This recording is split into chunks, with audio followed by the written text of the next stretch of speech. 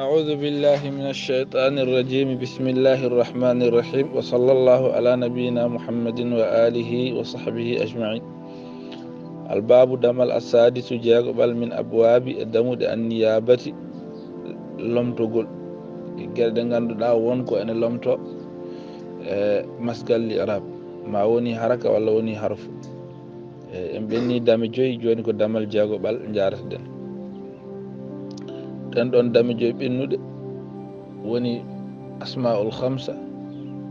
woni musanna, woni jamu muzakkar salim, woni jamu muannas salim, woni ismul la yansarif.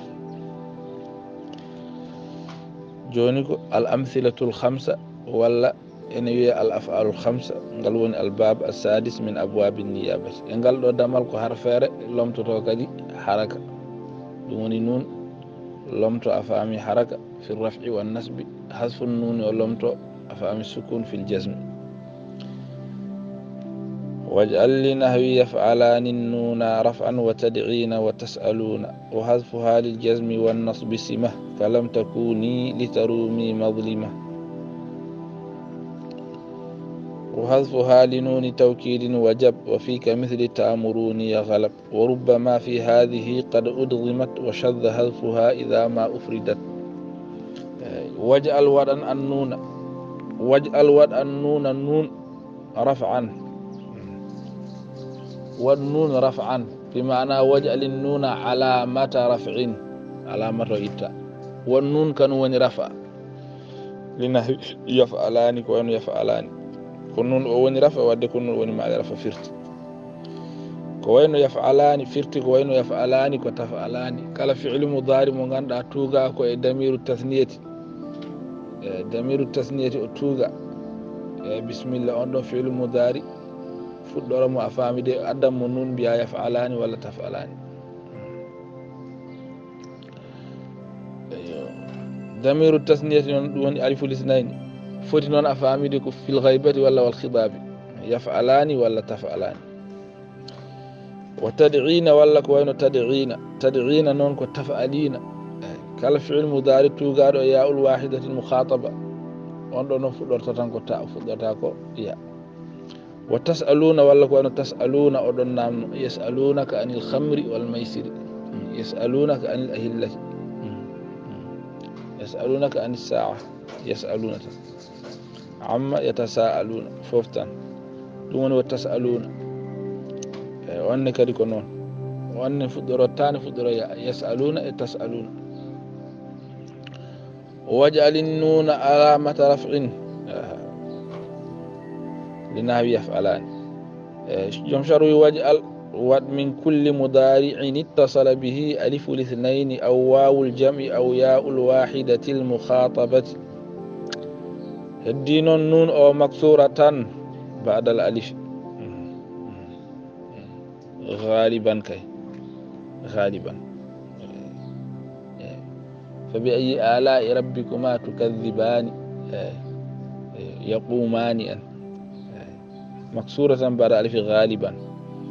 مفتوحة بعد أختيها،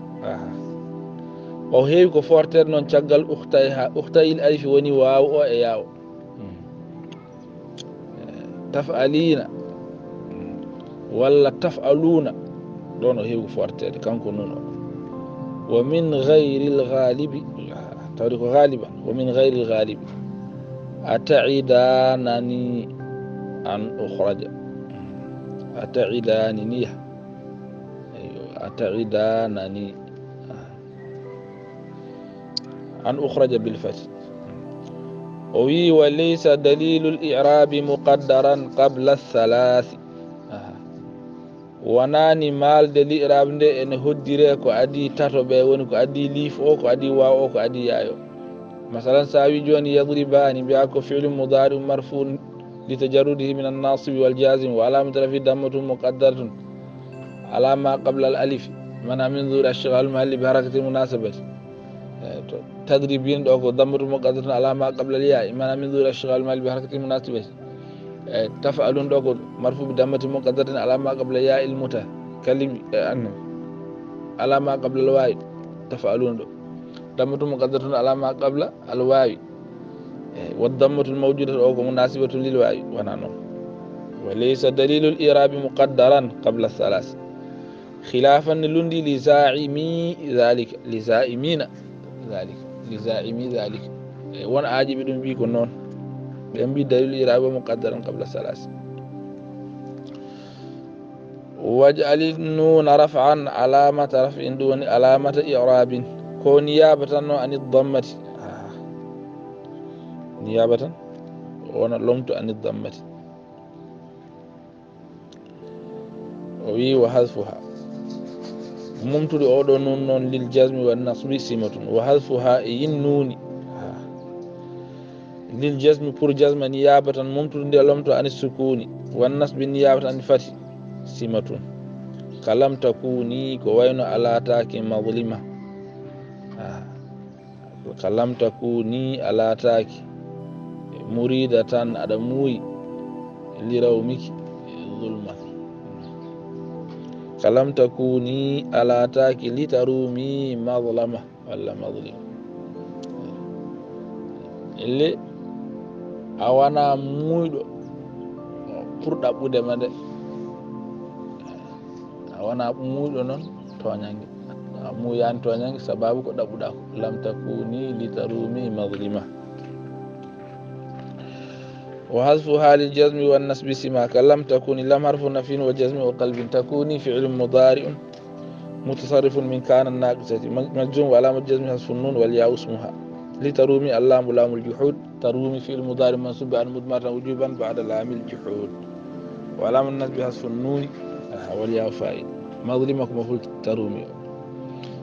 أن وما بعد في تأويل مصدر نون دون جريته كلام والجار والمجرور وتويتر وانا خبر تكون لم تكوني مريدة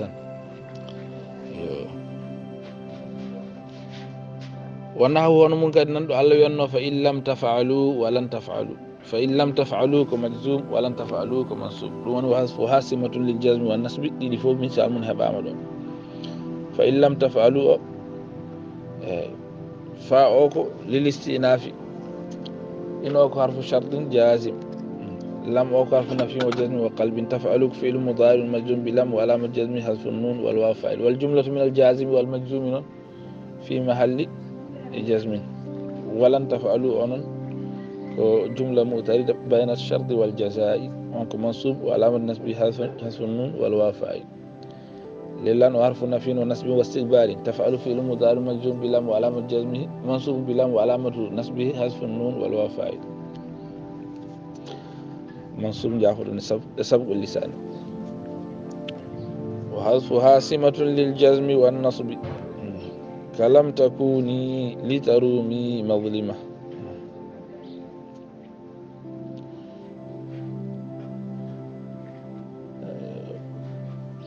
ولد بونوي وحذفها momtudemo kanko nunu rafi o wa hasfuha momtudemo kanko nunu rafi janganɗen joni joni o li ɗum pour sababu nun tawkidi ɗum kay wajaɓe so nun tawkidi ari tawtima ɗum tagi af'alul khamsa kala nde tengtinira nonu tawkidi fiili o heddoto ko irwede sabi mubashiru omo mbiyanɗen nun tawkidi mubashiru heɓata on ɗon mubashiru waw o lomboto hakkude muɗum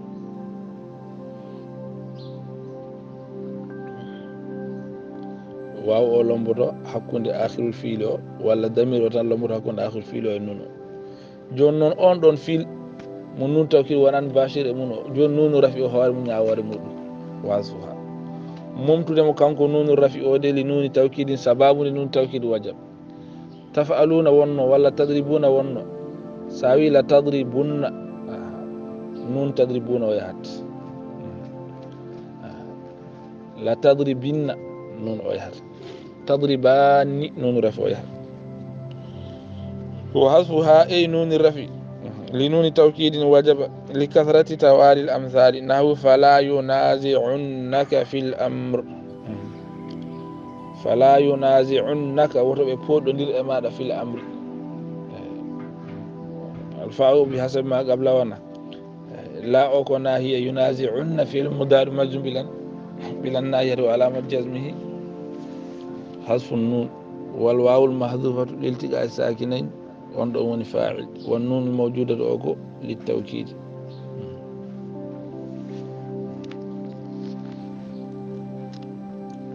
ka fo wa famide ɗum woni ko maf'ul ittedum li nun tawkid ne waɗi heddi noon ittere nun tawkid ne waɗi ɗum misal mum wenno arde ko to wana fiilo o ɗo jasmaka ɗo to fiilo o ɗo jasmaka ɗo on misal ɗon ɓuuri yodde amma fiilo o ɗo jasma ɗo ɗon ko gittanata so wona li nun tawkid yiilo yaade misal ɗo wan fiilo wana majjum ɗo ɗum ɓuuri yadude hen ko on la tarawunna al jahim an ila akhiri famide la tubla wunna en e ko toon walla misal ɗimmo hokkiɗo o eyi famide lasjun a faami lasjun no hatta hinin e oɗo eyi hasfu nuni noon ɗo haala gasi ɗon wa fii ka misli tamuruniya ko wayno tamuruniya noon galaba ɗum ne jaali tan yo wa galaba ene jaali momtede nun o fii ka misli tamuruna niya o wi nunu rafi onono itte pour nunu wiqaya ala ɗum ko gaalib tan kono ɗon kam waɗɗaki en ɓennimo itte pour nun tawkid kono ittede pour nun wiqaya ɗum ko galaba tan e hasfu nunu rafi li nunil wiqayati galaba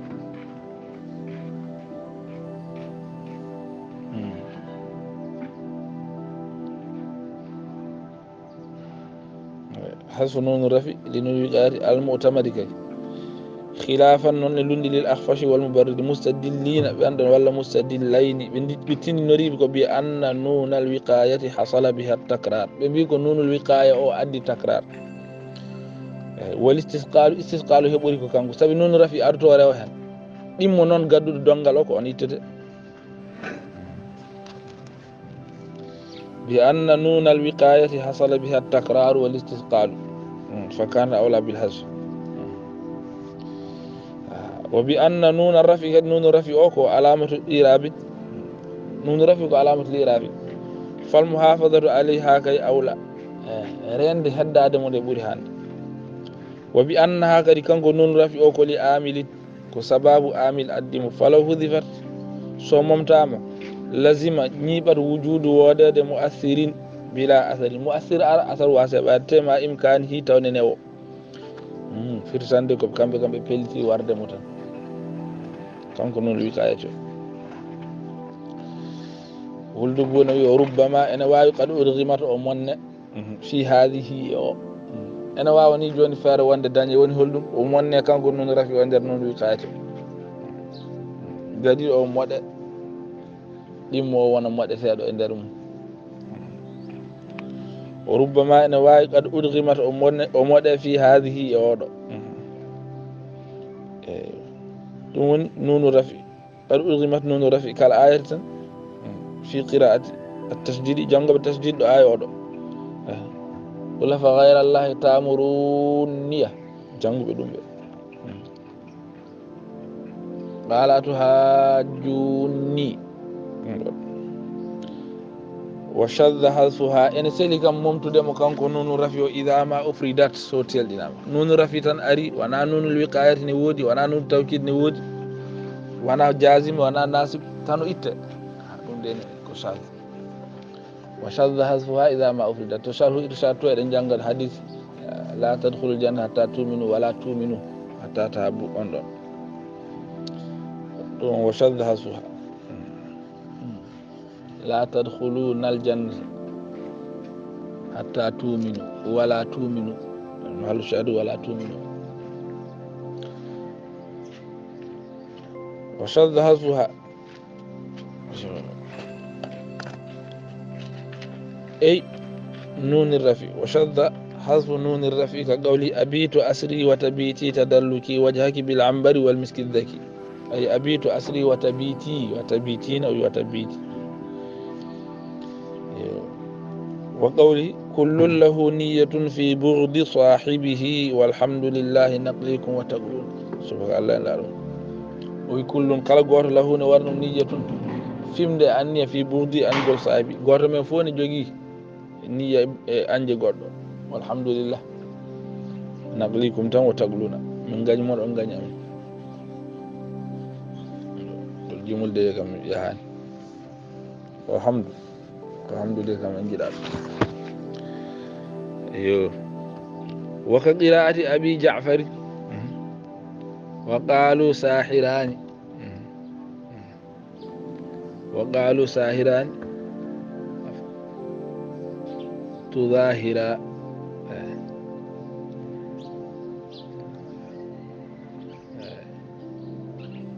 وقالوا ساحران تظاهران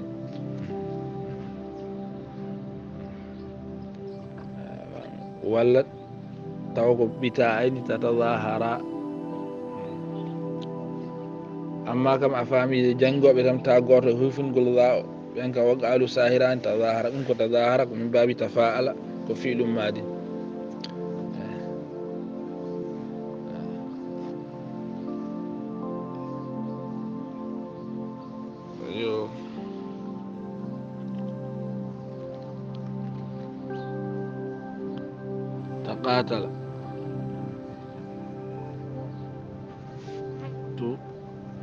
تقاتل وتتقاتل تتظاهر ود وقالوا ساحرا تتظاهر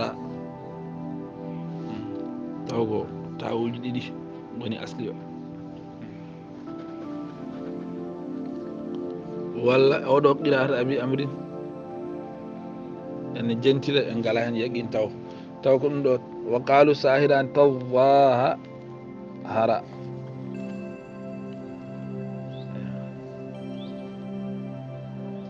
تظاهر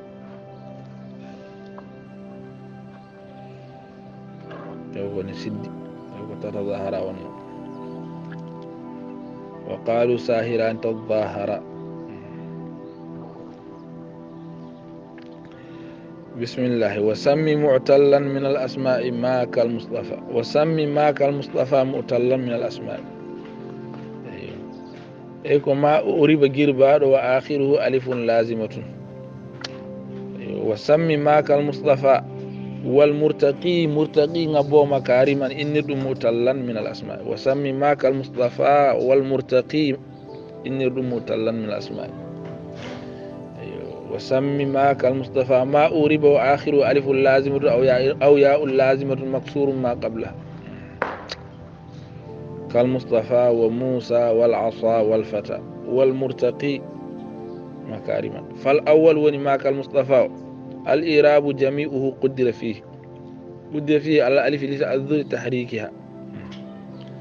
وهو الذي قد قصر سميك أول جنراد مقصورا لقصرها سبدن بيدم عن ظهور الإعراب لأن والقصر لغة الحبس قال تعالى حور مقصورات في الخيام أي محبوسات دنباب على أزواجهن أول أدنى يد مقصور لأنه مني المد وهذا مد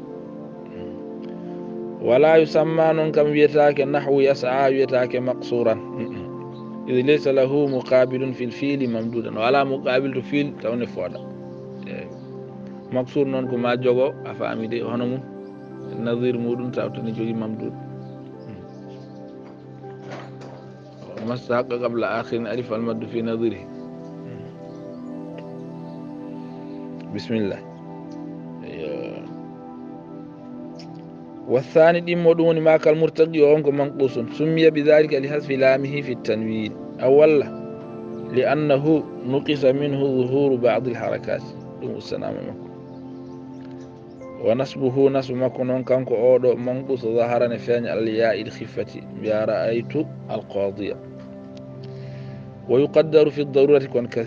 كثيرا إهود وفي الساعة نكون قليلا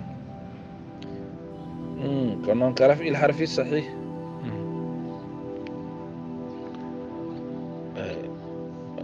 نرفع حرف أرسلون وديرت ولا جرمني كقوله ولو أن واش باليمامة داره وداري بأعلى حضر موت اهتداليا ولو أن واشيا ولو أن واشي حسن جموع باليمامة داره باليمامة وداري بأعلى حضر موت اهتدى موفور لي فوديا يعني ما حالكم حالا وقوله يقلب رأسا لم يكن رأس سيد وأين له حول أباد أيوبها يقلب رأسا مويك هار لم يكن دوانا رأس سيدي وعينا يتر له ودن حولا الله وعينا يقلب عينا حولا وعينا له حولا تباديا فنج أيوبها ويبادي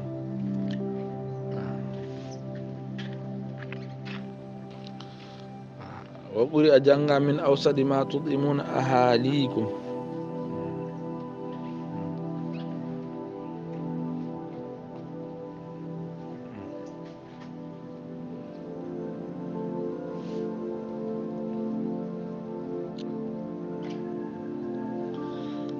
جنغا فتوبوا إلى بارئكم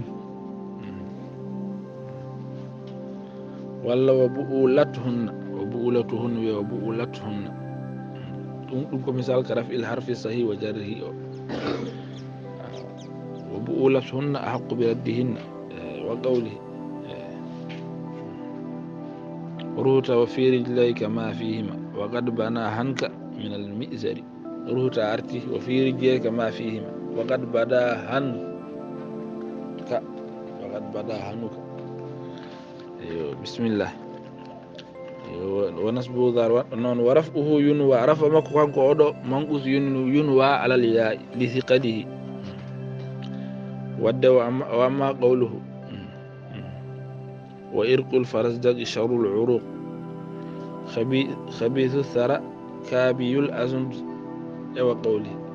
لأمرك ما أدري متى أنت جائي ولكن أقصى مدة العمر عاجل إذا قد فضل كذا أيضا يجر بكثرة منوية عليها لثقلها وأما قوله ويوما يوافين الهوى غير ماضي ويوما ترى منهن غولا تغول دون فضل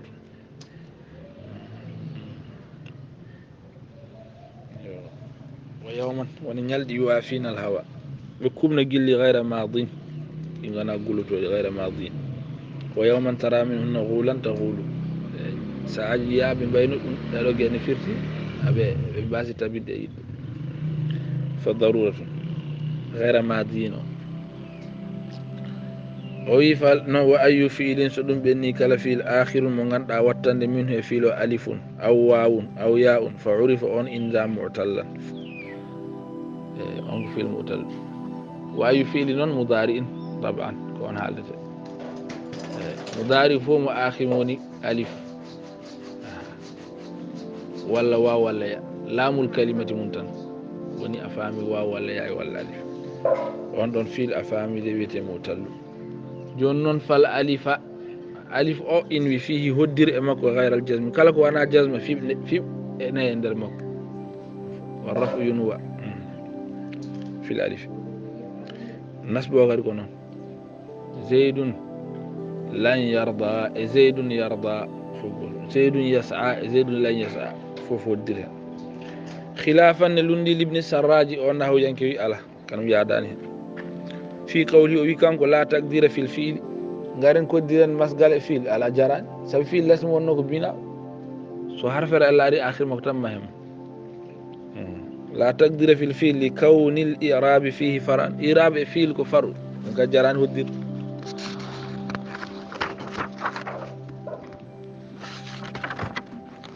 wa abdi fenyin nasba yankagu maka yad'u yarmi fil non nyawirdo wa walla yaay on rafa o yunwa kon non nasba onon فيني ورفع فيه من بموهلهم باب السابع وناتر باب السابع من أباب النيابة جنجنتا وعبد النسب ما آخره واو كيدعو أو ياء كيرمي ويقدر نون في الضرورة النسب أوروبا فين جهار من هدر في الدار كثيرا وفي الساعة قليلا قال فما سودتني عامر أم وراثتي أبى الله أن أسمو بأم ولا أبي وما سودت عامر بنو عامر وني عامر هوناني كما أميرات تنقى دون ونبت دون كبير أبى الله أن أسمو بأم ولا أبي أبى الله أن أسمو وقال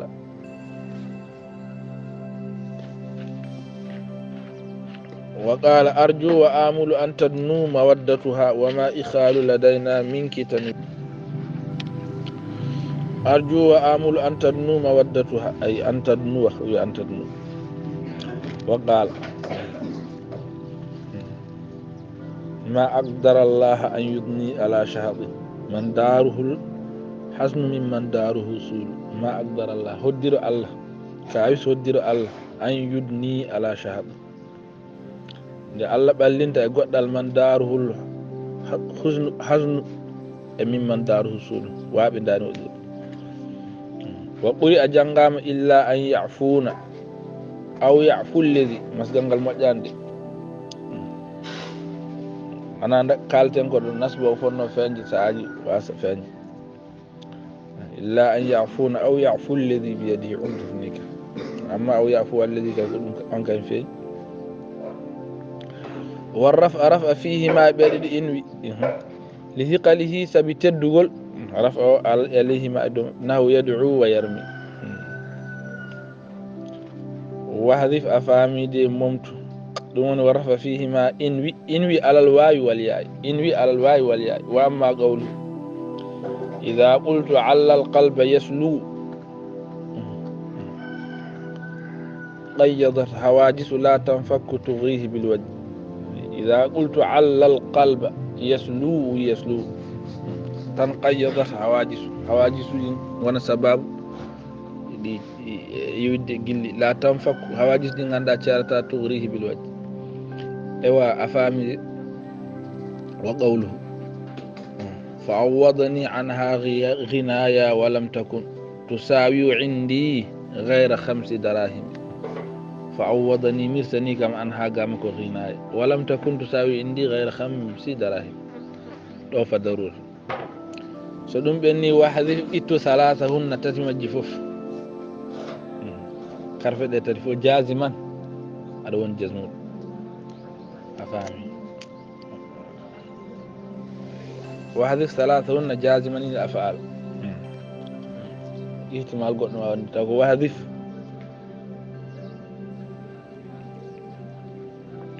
ممت الحروف جازما على جزم 3 في رجي تعرفوا كنون ndo tabin garno buri وهذه 3 رتي حروف اجل جازما للافعال 3 على جزم بذلك الحذف وان حذف جزم داو نيابه عن السكون على قول ابن السراج فاهم. وقول سيبويه يقول سيبويه إن الحذف عند الجازم لا به. سيبويه حذف يركر جازم تو كون وانا حرف يرو جزم ديرت يعني o yidi wittan ko haraka gonnodo toon o e dow harfere ko on ɗon haraka a faamide jasimo o ittani harfere nde.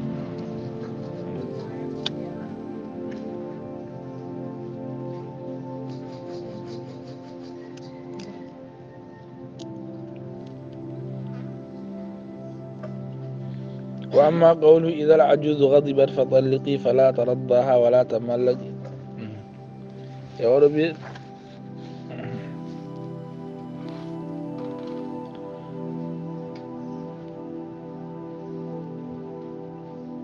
الكونغول بيدو هجوت زبانا ثم جئت معتذرا من هجوي زبانا لم تهجو ولم تدر. وقولي ألم يأتيك والأنباء تنمي بما لاقت لبون بني زياد. وقوله وتضحك مني شيخة أبشمية كأن لم ترى قبلي أسيرا يمانيا. وقوله تعالى إنه من يتقي ويصبر في قراءة قنبل إدفوفهم أول عالم. إنه من يتقي لو يعني في قراءة قنبل كذا إنه من يتقي ويصبر كان الليل ومن يتقي ويصبر جنغد من يتقي ويصبر إن الليل من يتقي ويصبر إن الليل من يتقي ويصبر on dika hala ndo ko famu awwalatu النكرة والمعرفة هي بيت النكرة ما شاع في جنس موجود وساكتي جنس غودار كرجل وفرس أول جنس مقدر كشمس وقمر وأما قوله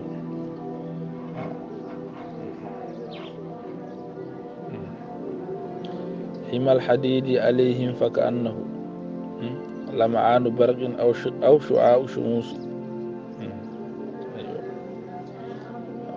حمى حار الحديد جمع عليهم دون كون دوما. وقوله وجوههم كأنها أقمار وفت عدل باعتبار الأيام والليالي. كلهم أدن دم تسكار كيوغل نانجي دي نانجي غانا غودي كو نيالدي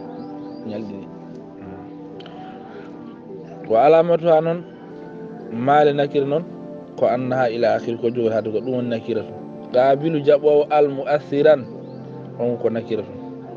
aw waqi'un walla janɗo mawqi'a janirgal ma ka zukira ko ala ko woni place qabilu al mu'assir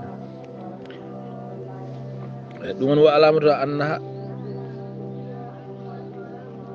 qabilu ila akhiri nakiratun qabilu al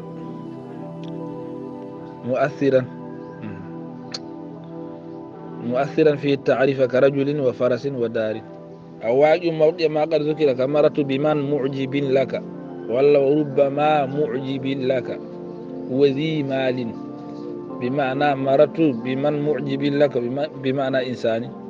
من أكون نكرة موصوفة وشيء تنقل وربما هيوي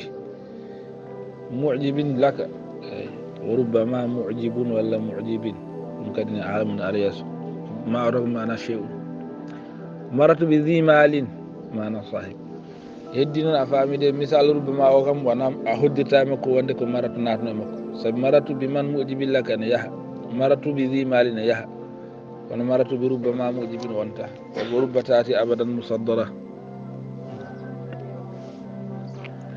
وغيره كو ونام كو كانكو أفهمي نكير كو ونام كو معرفة إذ لا واسطة بينهما الأصح واسطة على وهي نون أفهمي أي معرفة كانوا الفرع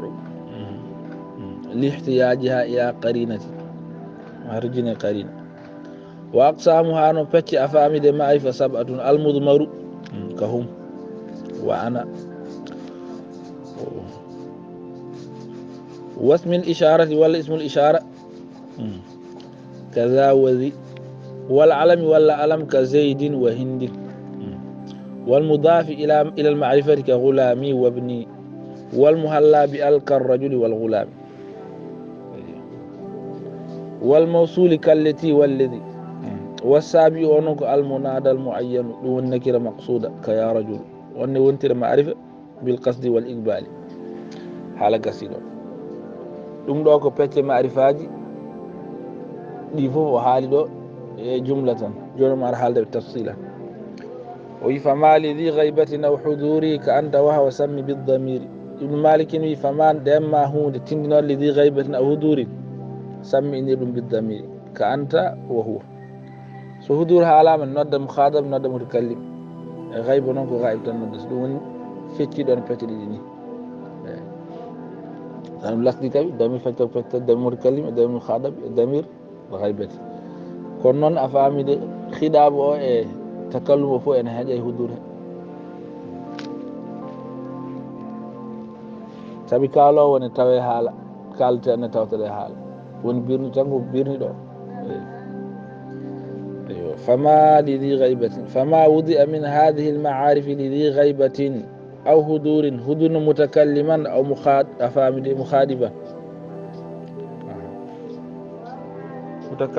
مخاطبا متكلما أو مخاطبا كأنت وأنا وهي وفروعها التربية سمي بالضمير ولا وبالمضمر إن المضمر في اصطلاح البصريين وبالكناية والمقنع في اصطلاح الكوفيين لأنه سبيدهم دو يقابل الظاهرة بدون ضمير والكناية تقابل التصريح بدون كناية قال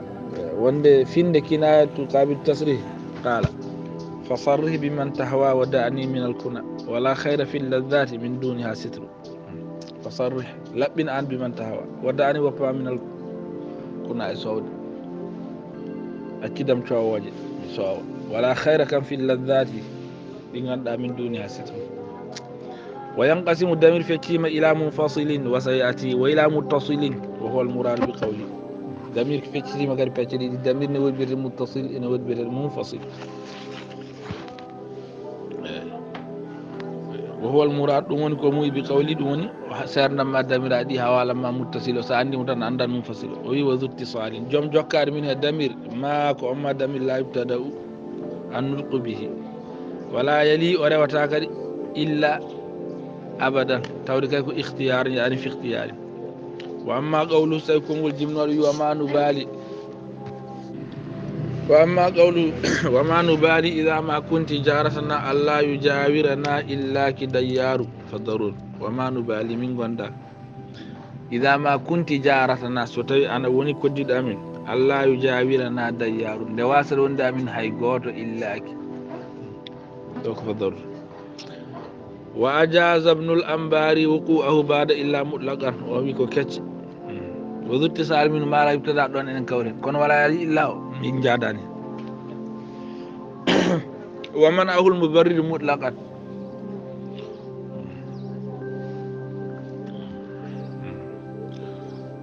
مبرر كم يوري مدو مبرر بي دونك ولا يلي إلا أبدا اختيار نو مخالون اختيار نو وند إدرار نيافي دو مير سيرتم هاي إدرار نو وانتا دو أم اللي تن ويني وانا مطلقا ودوي على فودو وانا ابن مالك كدي حكوندي بيمبي ولا يلي إلا كون يو أتل اختيار دو إدرار نو مبرر يكون مطلقا وأنشده ويمر دونك سواك بمعنى إلا الله يجاورنا إلا كي ويكو سواك بيت ويحتاج إلى الجواب هرجين كم جابت عن قوله دون بعد كانكم برر يجابون من قول أعوذ برب العرش من فئة بغت علي فما لي أوض إلا هو ناصر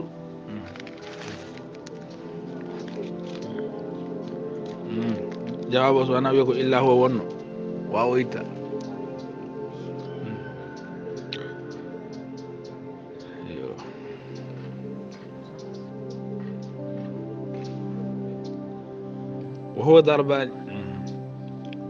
وهو ضربان ضمير متصل كضربان مستتر وسيأتي وبارز ضمير متصل في تيم بتريدي مستتر ضمير اجي غير بودام بيا مستتر دي نونغو ضمير اجي رفتام غنا ضمير النسب لا يستتر ضمير جار من باب اولى كون ندر ضمير اجي رفا دي بيتا مستتر دي كودي متصل هاسين كو صيغه منفصل دي كالدته مثلا ساوي ادرب فايلو ضمير مستتر جبان تدري انت ود دو انت كو ضمير متصل كون سالين انت وين انت تضرب انت اون دون ونغو ضمير منفصل وهو ضربان مستتر وسيأتي وبارز وأشار إليه بقوله كالياء مثال من كالياء كوينو يا يانون أفهمني وانا ضمير وانا متكلم وانا ضمير متكلم لأنه سو وانا ضمير متكلم نونكو في الرفيق وانا تادور وانا تانكو في النسب ولا جر أكرمني ولا غلامي يانون وانا ضمير رفع كون وانا متكلم كون ليل واحدة المخاطبة يضربي ولا تضربين تون يا ان وانا تون ضمير رفع اللي يا ان وانا ضمير رفع كون نون اسان ما ناجمكو سو وانا ضمير رفع كل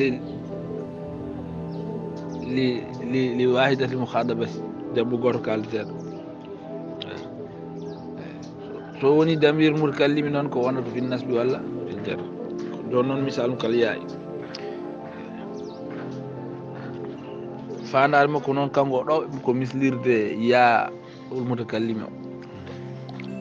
كالياء والكاف كوينو يا كاف من دونو ابني يم او اكرمك تدنيم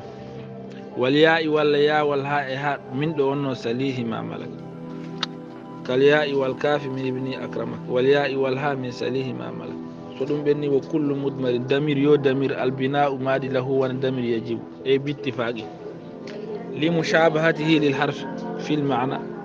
لأن في كل مضمر معنى التكلم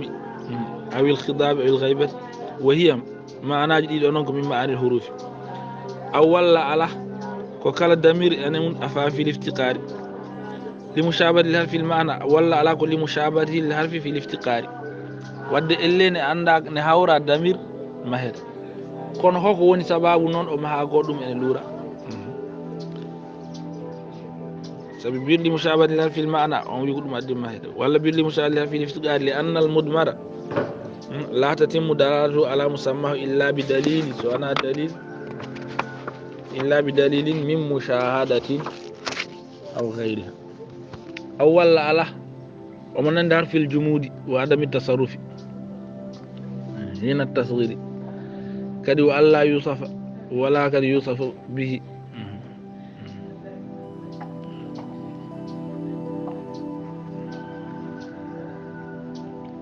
أو في الجمود وعدم التصرف هنا التصغير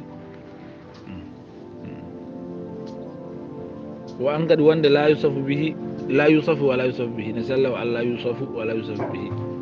سعرف في فيل وأن أول عدن مهادكم أن نعرف في الاستغناء عن الإعراب ويوني قال الإعراب باختلاف صيغه صيغة ما كسر تقول لاختلاف المعاني فوجو يوني قال الإعراب لما عدن مهاد ولفظ كونغول ما جر من الضمائر المتصلة كلفظ ما نسب منها damir fof kawraɗo ene wona damirul nasbi ne wona damirul jarri on ɗon damir lafzu makko so nasbama so jarrama nandata ɗum woni wa lafzu ma jurra min addamairi muttasila ka lafdi ma nusiba minha wa hiya noon salasatun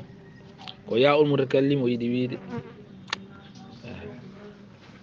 wa kaf e kaf mo ganduɗa tuftahu lil mukhatabi wa tuktaru lil mukhatabati wa ha mufradun woni ha damiri lil ghaibi wande ghaib mawsula tan bil alif lil ghaibati ha ɓolo tan wa ha mufradatun so anta so ɓernama sila seeɗa wa ha mufradun lil ghaibi mawsulatan bil alif lil ghaibati wala yakunu al majruru nun illa muttasil damirul jarri kam wonta so wana muttasil ɗum kam woto tampin hoore ma yiɗade damirul jarri munfasil woodani muttasil e munfasil ɗe pecce ɗiɗi garani ko damir rafa e damir nasbi amma damirul jarri ko muttasil tan yo ɓamtira lirraf'i wan nasbi wa jarri nasala allahumma salli ala sayyidina muhammadin wa sallim